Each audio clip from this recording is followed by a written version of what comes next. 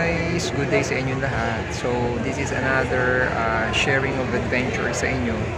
So, today is September 27 to 2024 and we are here at Terminal 1 dito sa NAIA and we're bound to, again, China. So, this time we're going to Zhengzhou, China.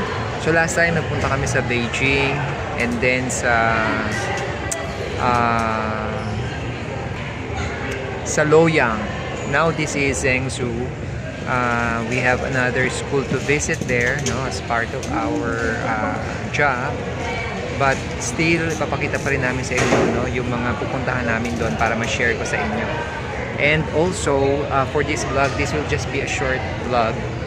I-share ko lang kasi this is another airline, no? This Xiamen Airline na sinakyan namin. So, share ko lang din sa inyo.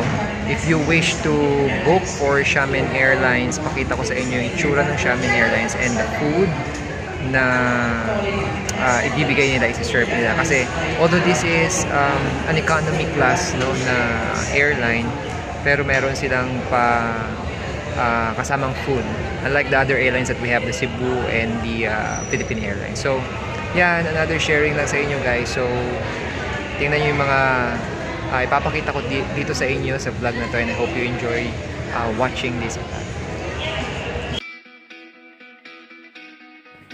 So ayan guys, we are waiting for our flight, no, yung MF820 and medyo na-delayed yung flight namin dito, but so far okay naman yung aming experience dito sa Xiamen.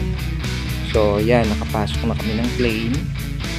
So, just like an ordinary plane lang din siya. But this is the first time na sumakay kami dito sa Xiamen Airlines. But, okay naman. Smooth naman yung aming pagdating doon sa China.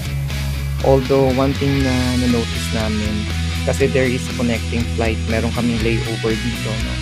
Medyo mainit lang yung air conditioning unit ng aircraft. But, so far, okay naman because they have served yung pagkain. Pag nag-book kayo dito sa Xiamen, no, papunta dito sa may Xiamen sa China before going to Anyang, normally the meal is included na doon sa inyong booking. Kaya so far, okay naman siya. Pakita ko mamaya sa inyo kung ano yung sinerve nilang pagkain. No? So ito na yung time na, ayan na, papunta, nakaupo na kami doon sa seats namin, no? And yan yung itsura ng eroplano doon sa loob. So far, yan, okay naman. Ito na yung pagkain. Merong tinapay na kasama. And then, yan yung kanilang packaging. Maganda siya. But ang included dyan ay makikita nyo, meron siyang fruits, no? Meron siyang banana.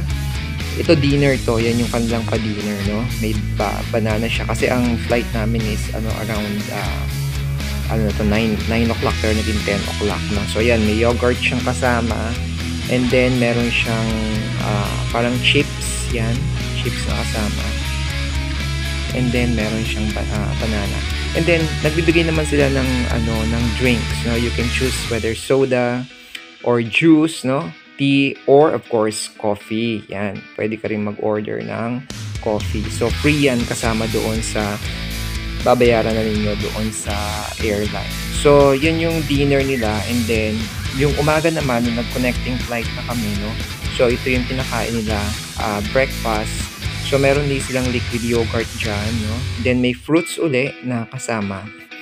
And then, yung kanilang pinaka-main course, of course, ay yung porridge. Meron silang lugaw, tapos meron ding itlog. Yan. So, may egg na kasama doon, no? Tapos meron silang porridge. So far, we have an enjoyable experience sa Xiamen. So this like budget din siya kasi mura lang yung ticket papunta doon sa China. Pero medyo mahirap lang mag-book. So, yun lang guys. So, ito yung aming experience. So, I hope you learned something kung gusto nyo rin sumakay dito sa Xiamen Airlines. So, yan yung pwede nyo expect. Yun lang guys. Thanks for watching. Bye-bye.